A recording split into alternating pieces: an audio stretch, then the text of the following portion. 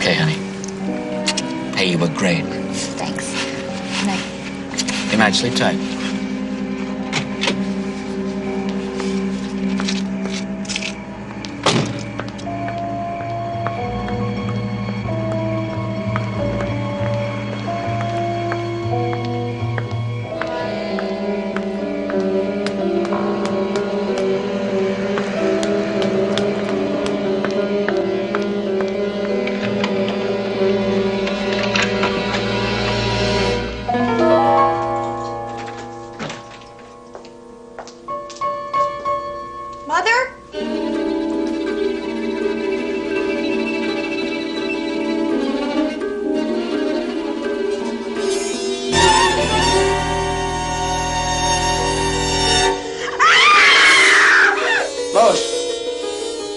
Listen to me. You killed her!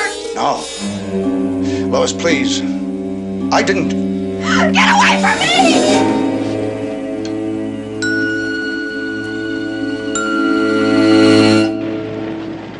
Petrocelli, I don't understand you at all. Look, I don't understand what you don't understand.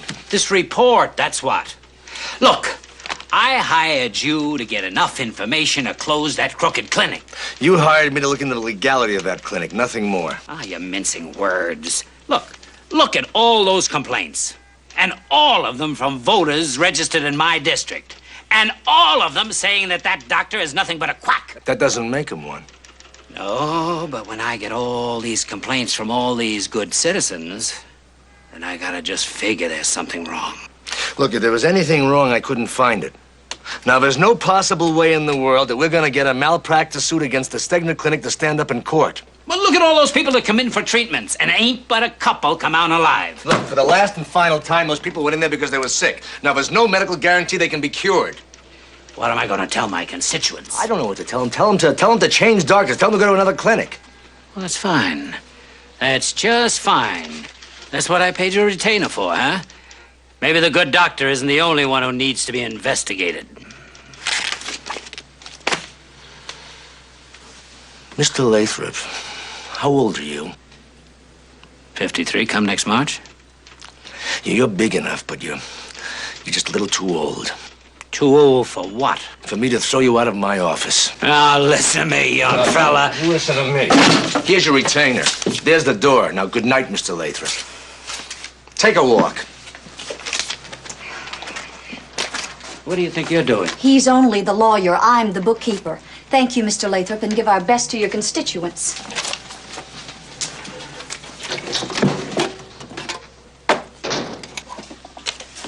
Next month's trailer payment. You are amazing. Well, I work at it. How about a root beer? Do you know what I have decided? What? If you hadn't married me, you would be just another poor attorney struggling to make his house payments. As opposed to the obvious success standing before you right now. In your lush penthouse suite of offices. Overlooking the Indian jewelry store. Drinking champagne. And eating caviar. Which reminds me, you owe me a dinner. Oh, that's an offer I can't refuse. Hey. What? Okay, wise guy at work. I'm really calm now. Really? Yeah, really calm. Really? You know what we need in this office? No, what do we need in this office? A couch. Oh? Well, you know, we stay here kind of late some nights. Like tonight. That's right. You know what? I'm not hungry after all. Speak for yourself, baby. Mr. Petrocelli? Yes. I'm Mrs. Petrocelli. Can we help you? I know it's awfully late, but I just had to see you. Miss, Damon, Angela Damon. Yeah. The name is very familiar. I'm the head nurse at the Stegner Clinic. Of course. As a matter of fact, we were just talking about the clinic. Yes, I saw that dreadful Mr. Lathrop leave as I parked. Mr. Petrocelli, we need your help. Dr. Stegner's in trouble, and we need your help. But, why me? Well, you've just finished conducting an investigation into the clinic. Yes, so? If Mr. Lathrop hired you, then you know the low regard in which the clinic is held in some quarters. No, wait, just a second. See, just because I haven't found any evidence of malpractice doesn't necessarily mean that I approve of the clinic. I understand that, Mr. Petrocelli, but at least you could talk to Dr. Stegner with an open mind. Well, no, I really don't know if I can or not. Well, somebody has to. Mrs. Petrocelli, please. Why does he need Tony so badly? He's been arrested for murder. They say that he killed Rita Phillips. Wait a second. Now, she was his main financial support. That's just it. He had no reason to kill her. Please, Mr. Petrocelli. Please. Okay, I'll talk to him. Hang in there, Charlie. Only 18 more days.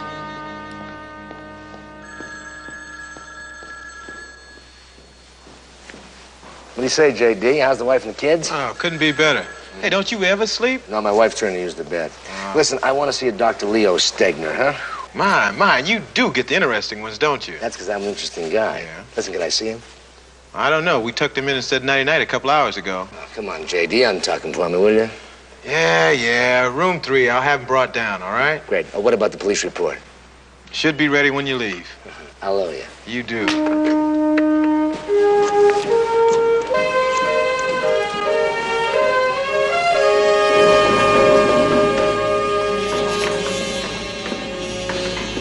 Mr. Petrocelli?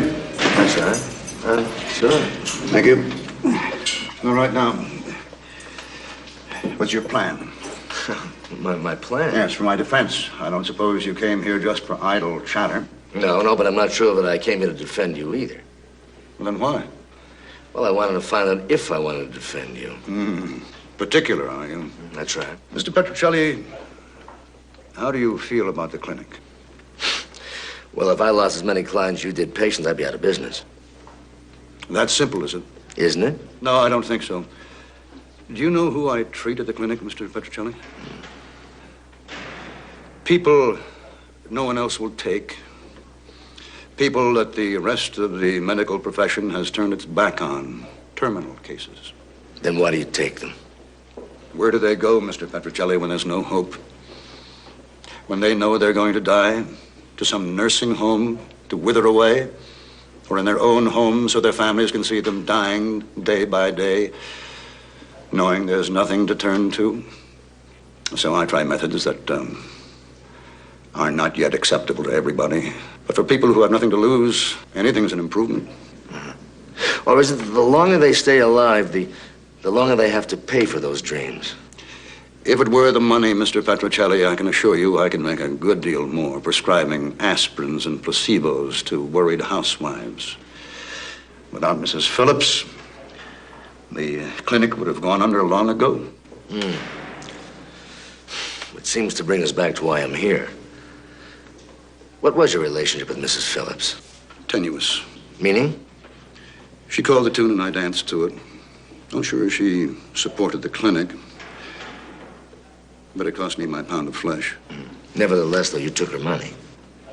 I would have taken money from Hitler to keep the clinic going. Dr. Stegner, I think you better tell me exactly what happened then. Ah, yes, all right. I suppose it started around 6 o'clock. I got back in my office. I'd been gone most of the day. And my assistant, Gil Clayton, was waiting for me, and he told me that Rita had called with another one of her infernal messages. I was supposed to be at her place at exactly 10:30. Not earlier, not later. Was that usual? I mean, the exact time? There was no usual with Rita, Mr. Petrocelli. She was a very demanding woman. It being Thursday, I knew the servants would be gone. The door was locked, but she always kept a key under the mat, so I went in. Rita? Rita? I called her, but she didn't answer, so I headed for her bedroom. Yeah, was that also unusual? Because it may be important. Rita may have had her vices, Mr. Petrocelli, but I wasn't one of them. I had to know that. At any rate, she was lying there. I knew she was dead before I even checked her. She was.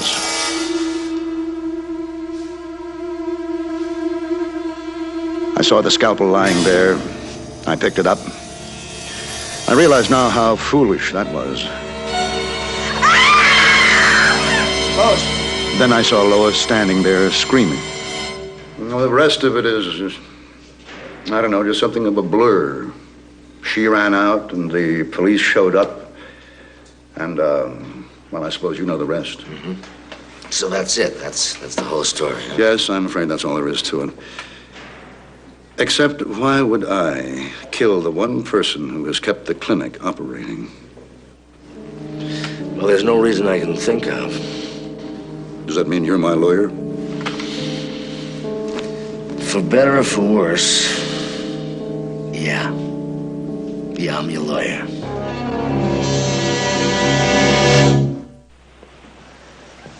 Well, what about Lois, the daughter?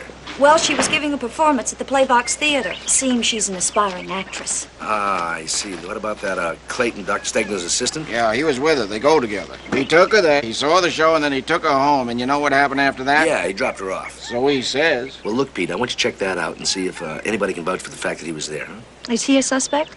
Well, I don't know. Honey, I want you to check out the will and see what happens to Mrs. Phillips' money, huh? And Pete, you drop Maggie off at the office. I'm going to head out to the clinic. You bet. Oh, honey, I forgot. Mr. Pipkin called late last night. Did his wife put him back in jail? Well, he won't pay the alimony. She's got a perfect right. Someday, when we have time.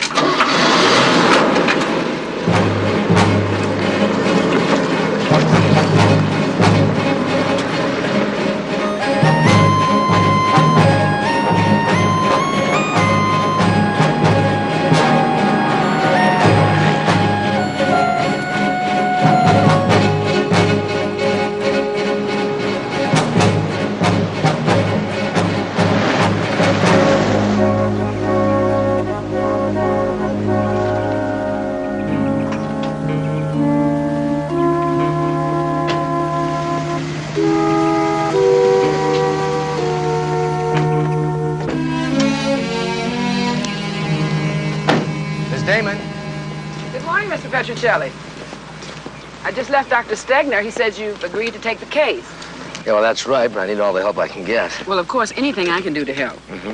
What about the clinic's finances? That's what Dr. Stegner wanted to know. Well, we're very expensive here because the treatments are highly specialized. Mm-hmm. But even that is barely enough to cover part of our expenses. So without Mrs. Phillips, I don't know what we're going to do. Well, she was really what made the clinic run, huh? Oh, yes, indeed. Why would Dr. Stegner want to kill her? That's just it. He wouldn't kill her. Well, Lois said that she saw him. Well, that little snip's as bad as her mother, always hanging around getting in the way. I gather you wouldn't send either one of them a Valentine's Day card, huh? I don't know which one I hated more. Why is that? Well, I couldn't stand a man like Dr. Stegner, a great man, kowtowing to that woman for every penny. And that little snip of a daughter of hers running around after everything in pants, especially Dr. Clayton. Well, yeah, I heard they were having a thing. Oh, more than that, they're engaged. Oh? One thing, he won't have a mother-in-law to worry about now. Oh, I'm sorry about that. Mm-hmm. Is Dr. Clayton here? Because I'd like to talk to him. No, he's with his fiancée, helping her get over her terrible loss. You know where I might find them? For all I know, she's still rehearsing that stupid play she's in. That's all she's talked about for the past week is that stupid play. Okay, thanks for your help. Right. Oh, yeah, one more question. Yes? Did you kill Rita Phillips? No. No, I didn't, but maybe that's because somebody beat me to it. Good morning.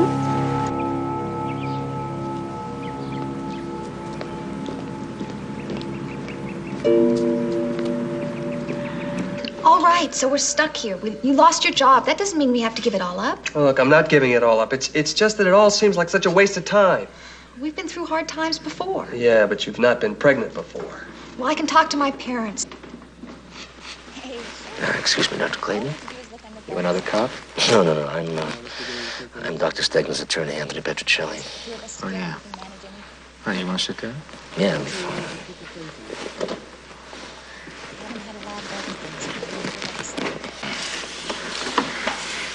The show must go on, huh? not exactly. I insisted. I thought it would be better for her than just to sit around thinking about her mother. And you? Well, I thought if she needed me, I should be close. But you don't mind sitting through this again, huh? They're just making some changes. But you did see it last night. That's right. Third row, aisle seat, the whole play. You picked her up? At 7 o'clock. Took her to the theater? And then I took my seat and I saw the play. You never left? Not till it was over. And you drove her home? That's right. You didn't stop for a drink, no opening night party? Nope, I was tired. So I took her home, I dropped her off, then I went to bed. I haven't had a lot of other things, but I've never lost that. There's one thing I want to ask you, though. She's good. That's right. Almost as good as you are. What the hell does that mean? That means you got a terrific alibi. It also means that I don't think that Dr. Stegner killed her. And if he didn't, someone else did. Tell your girl I think she's terrific. I'll see you in court.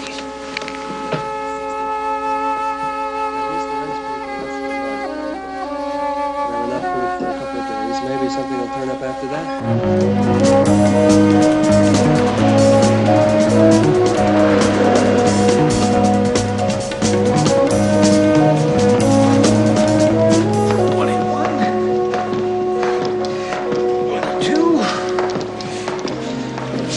23, 24, 25. Hey, what do you think of that, huh? Mr. Pipkin, you're terrific. You know, before I stopped paying my alimony, I couldn't even do 5. Well, listen, that's what I came here to talk to you about. I just spoke to Mrs. Pipkin, and she says she's willing to be very reasonable. Oh, that gets me right here. You know, look, I told you that Donna Jo ain't just a big, dumb blonde. I mean, she's got a mind like a computer. Look, I think I can get her to settle for half the back alimony, maybe even less than that. Yeah, real big of her. She's got the house, she's got the car, and that bartender boyfriend she's trying to support. Look, Mr. Pipkin, if we can settle this, I can get you out of here today. Well, I've been in worse places, Tony. You meet some real interesting people here. Yeah. And I'll tell you something else. I never felt better in my life. Look at that stomach. I've taken 2 inches off of it. Well, obviously, the lady wants to settle. Now, what do you want me to tell her? No dice. Well, she's running out of cash is what's happening. Now, pretty soon they're going to turn off the electricity and the gas and the phone, and that bartender's going to turn himself off. Wait a second. Now, do you mean to tell me that you're really going to stay here to spite her? No, it's not spite, Tony. It's principle. I mean, women control maybe 80% of the country's wealth, right? Mm-hmm. Well, I'm going to try to cut it down to 79. I got to go to you. I'll give the ex-Mrs. Pipkin your message. Yeah, you do that, Tony. Huh? I'll see you. Keep pumping up, kid. 1,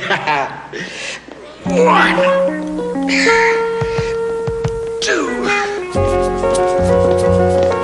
Counselor? Hey, Sam. You still putting little old ladies behind bars? Oh, yeah, sure. In your case, it might be a little old medicine man. How many times have I told you? No idle threats now. It's not a threat, and it's not idle. It's just good, solid facts. Well, convince me.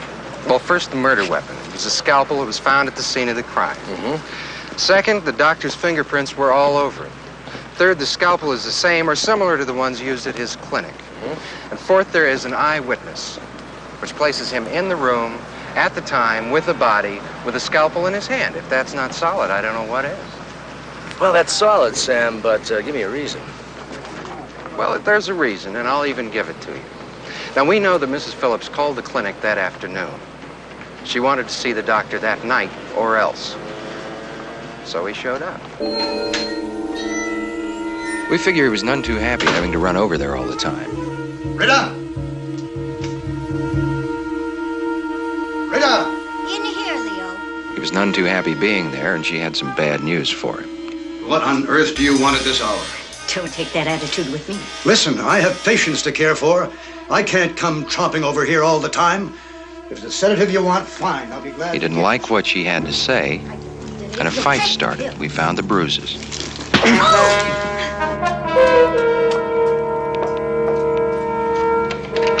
When it got too tough, he killed her.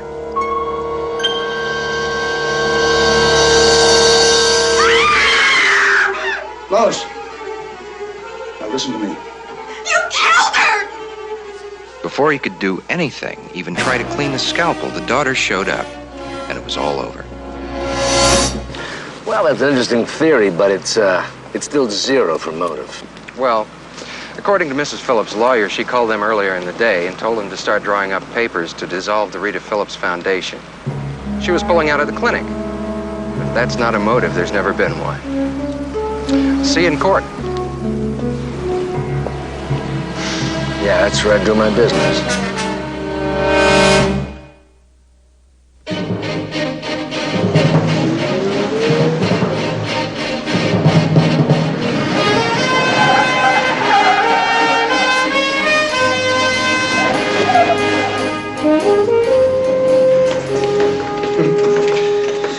This has to be about the worst treatment on geriatrics I ever read. It's a doomsday book.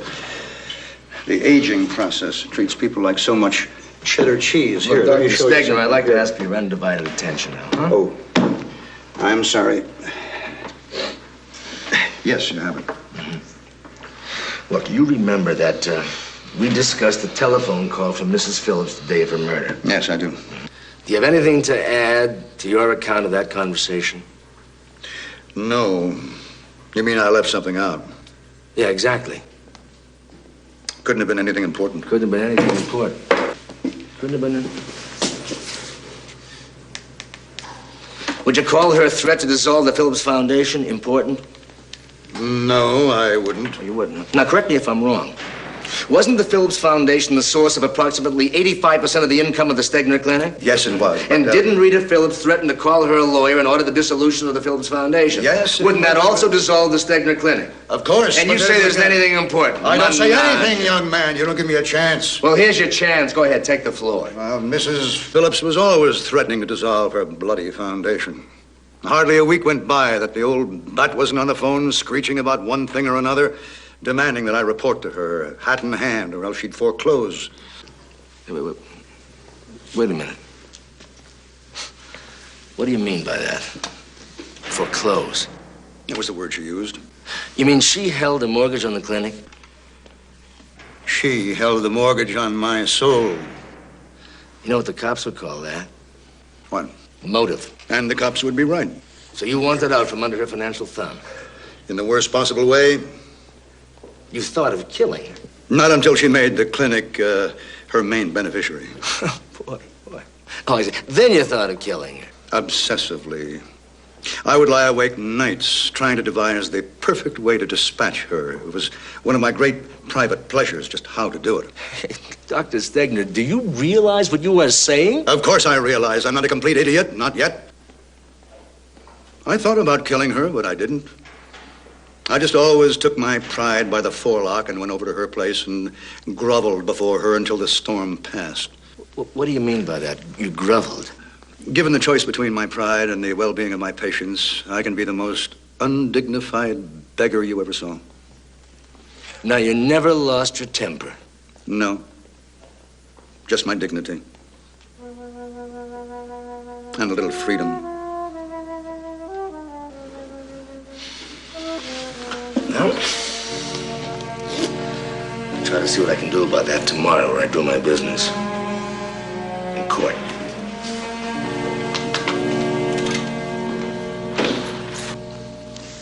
Leo Stegner, how do you plead?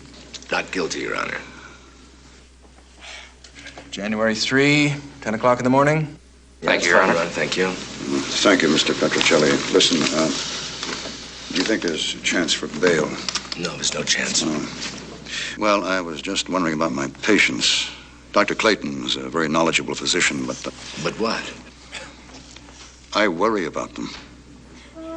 I know that. I'll see what I can do. Thank you.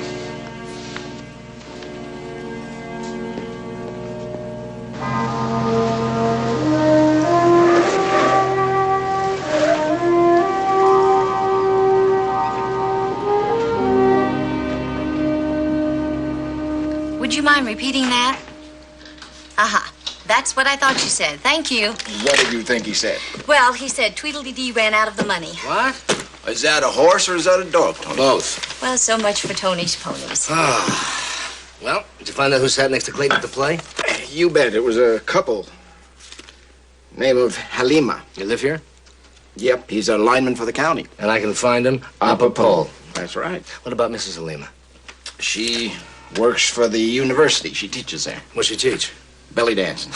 You gotta be kidding. I'm on my way. No. I want you to go over to the Stegner Clinic and do a personality inventory on Dr. Gil Clayton. Well, somebody beat me to it. I was talking about Clayton with a friend of mine. He does the same kind of work I do. And? And he just finished a report on Clayton for somebody. We can waive the 3 guesses, huh? You only need one. Rita Phillips. You bet. That's interesting. So Clayton worked at the Cohio Hospital in Honolulu before coming to San Remo. Mag, you better get out and talk to the belly dancer, huh? You call the Cohio Hospital, find out everything you can about Clayton, to the last detail, huh? I'm gonna see a lady about a 3-act play.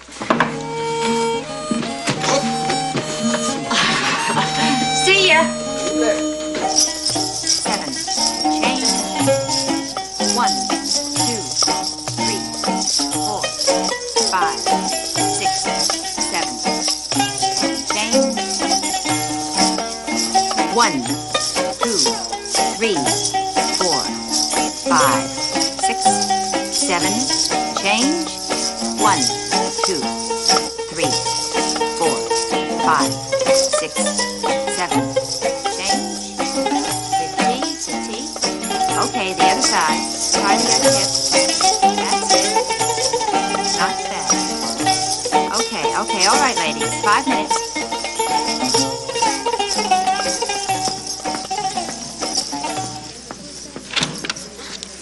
Hello, Mrs. Halima? Yes, my name is Maggie Petrocelli. Oh, Mrs. Petrocelli, I'm very sorry, but the afternoon classes are all filled. Well, isn't that nice? However, we are starting evening classes 2 nights a week. Well, that's not exactly what I wanted to talk... Have you ever done any sort of dancing before? A little. Well, I'm sure that you'll find that belly dancing is quite different from anything you've ever done before. I can believe that. Actually, just between you and I, belly dancing has a way of exciting men. In the privacy of their own home, of course. I think it has something to do with the movement that really gets to them. Now, take off your shoes and we'll try a little. Go ahead. Okay. Well, Now, bend your knee and put this foot forward. Ready? Now, we'll just lift the hip and pow, pow, pow, pow. Bigger. Pow, pow, pow. No, the hip. Pow, pow. There you go. That's pretty good. There you go. There. Thank you. Good. Miss Halima? Yeah. I wanted to talk to you about the play. The play? That you went to. The play. Try it on the other leg now. Ready? And pow, pow. At the community little theater. My husband is Dr. Stegner's attorney. Well, I was there. You were? Yes. I'll tell you what, why don't you just practice a little bit more? You know, come on. Up like that, go ahead. And I'll finish the class, and I'll be right back, and we can talk then, okay? Okay, ladies, let's go.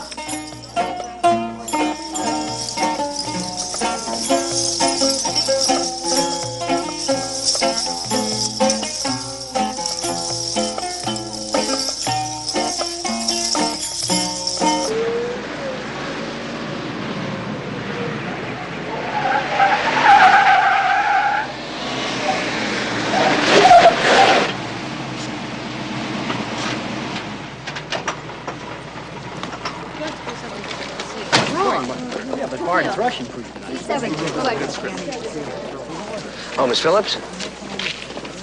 You Mr. Petrocelli? Yeah, I'd like to talk to you if I may.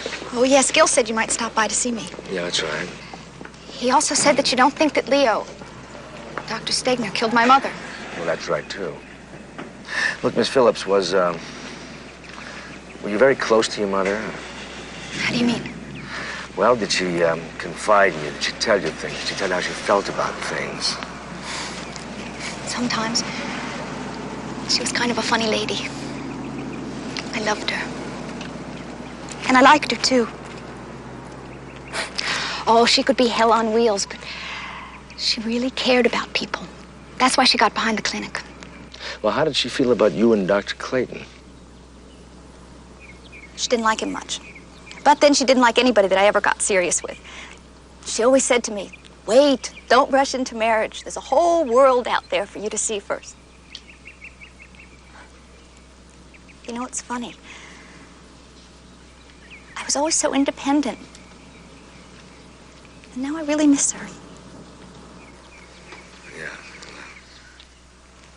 The night that she died, that was also the opening of the play, wasn't it? Yeah. Why didn't she come to the play? Oh, she was going to.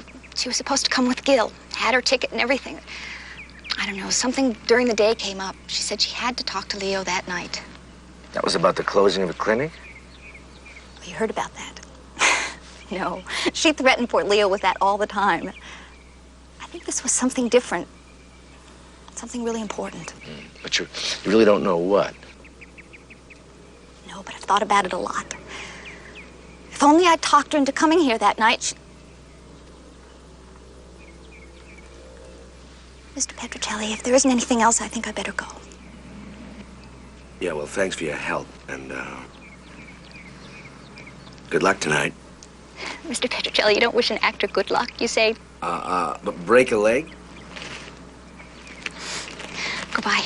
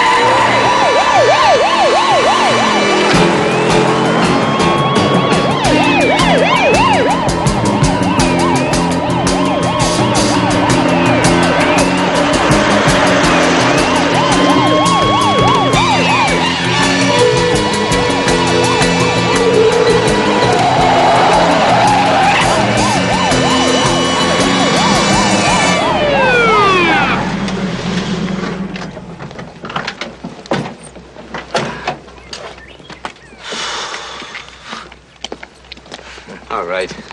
What was that all about? Well, as my father used to say, qualunque pesca vaca, se usi l'esca adatta. What the hell does that mean? Any fish will bite, if you give him the right bait.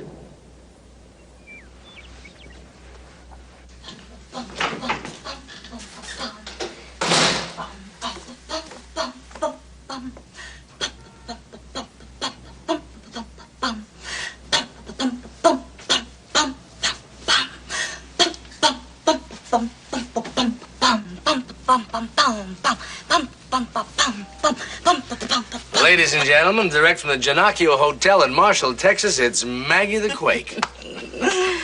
I take it you spoke to our belly dancer, Mrs. Halima. I did, and you would be amazed what belly dancing does for the body. Yeah, mine or yours? Okay, I got the statement. And I also signed up for 2 nights a week. That's terrific. The statement is on your desk. Thank you. Charlie! Yeah.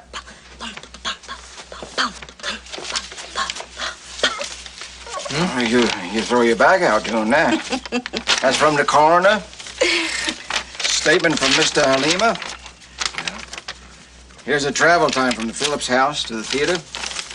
And here's a report from the hospital in Honolulu. Well, ladies and gentlemen, I think we have enough here now to go to trial.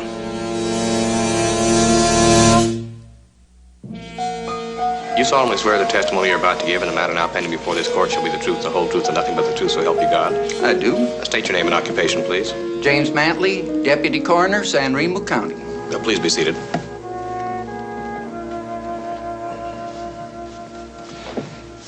You performed the autopsy on Mrs. Phillips? I did. And the cause of death? A stab wound of the chest, puncturing the heart. Caused by this scalpel, previously identified as People Exhibit 3. Yes, sir. Thank you. Cross.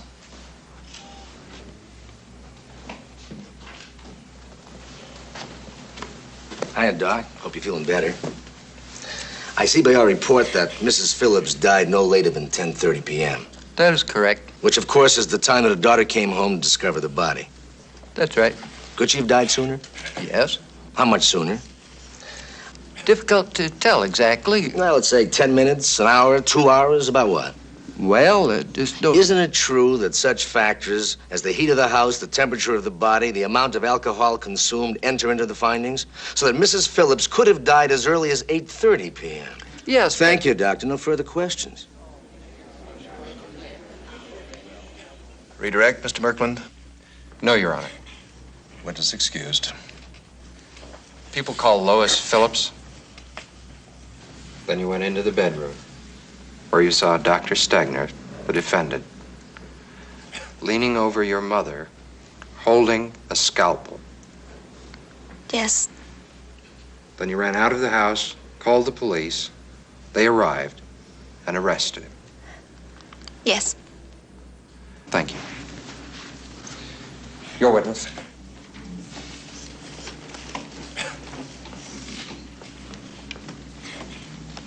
Miss Phillips, I know how painful this must be, so I'm going to try to be very brief with you. Now, you last saw your mother at 7 p.m. when Dr. Clayton came to pick you up to go to the theater. Yes.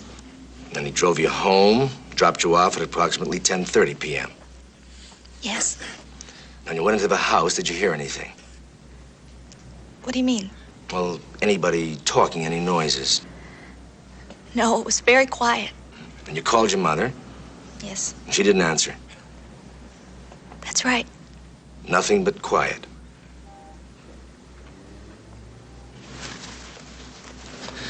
Now, the prosecution has already established that there was something of a struggle going on when your mother was killed. Now, isn't it rather strange that in the 2 minutes you were in the house before you saw Dr. Stegner, there were no sounds of a struggle at all? And then when you did see Dr. Stegner, there he was, simply standing over the body all that time. Yes, I suppose so. Thank you, Miss Phillips. No further questions. Mr. Merkland? No, Your Honor. Witness is excused.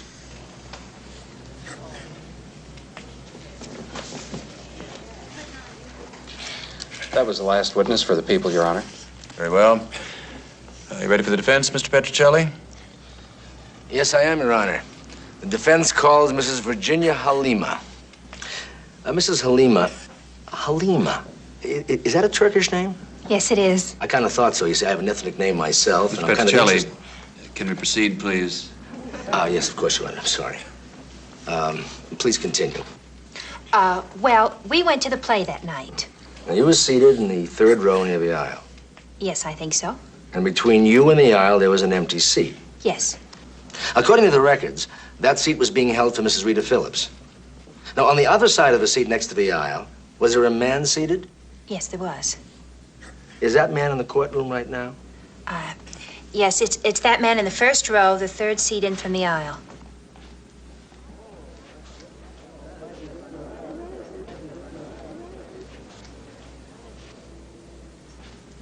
Let the record show that she identified Dr. Gil Clayton. Your Honor, I fail to see the relevancy of all this.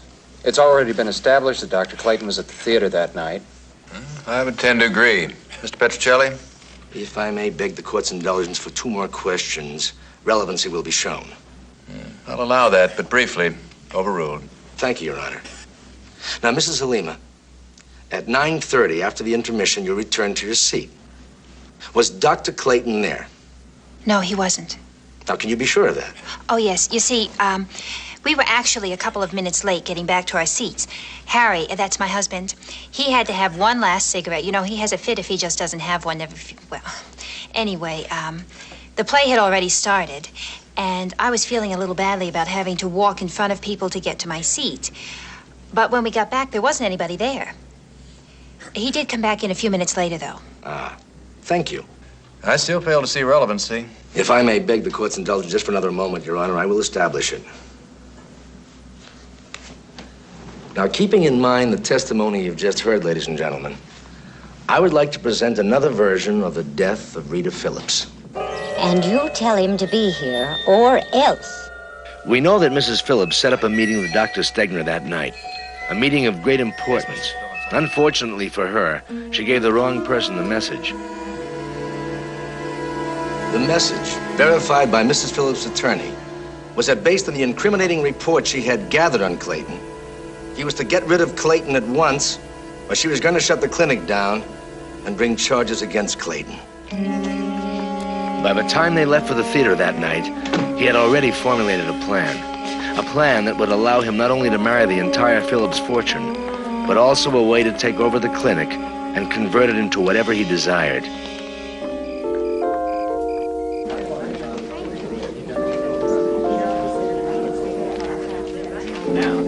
So at intermission, he drove back to the Phillips house to confront Mrs. Phillips. Get out of this house and get out of our lives. You're not gonna ruin everything for me now. There was nothing he could do to change her mind, except kill her. And it was at 9:45, not at 10:30 p.m. that the killing took place. No. No! Hey, sure it will. All we have to do is look on the bright side. Yeah, I was beginning to... He then drove back to the theater, having missed no more than 5 minutes of the play. I haven't had a lot of other things, but I've never lost that. Good night, sleep tight. He then hurried Lois Phillips home in time to catch Dr. Stegner, who had just barely arrived for his 10:30 meeting.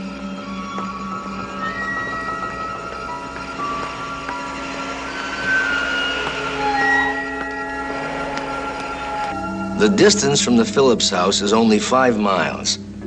A distance that can easily be covered both ways in less than 15 minutes. And one final piece of evidence. The scalpel used by the murderer was manufactured by the Kanabe Manufacturing Company in Japan. It is not sold in the continental United States, but is used at the Kohio Hospital in Honolulu. Dr. Clayton's last position before coming to San Remo. The defense rests.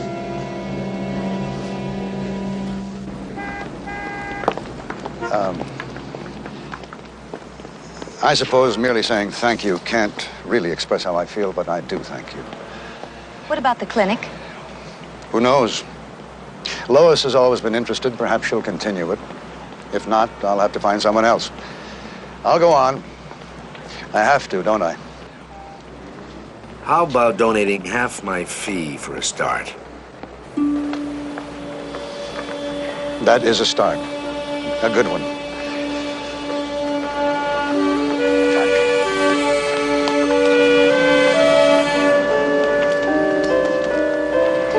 You know what?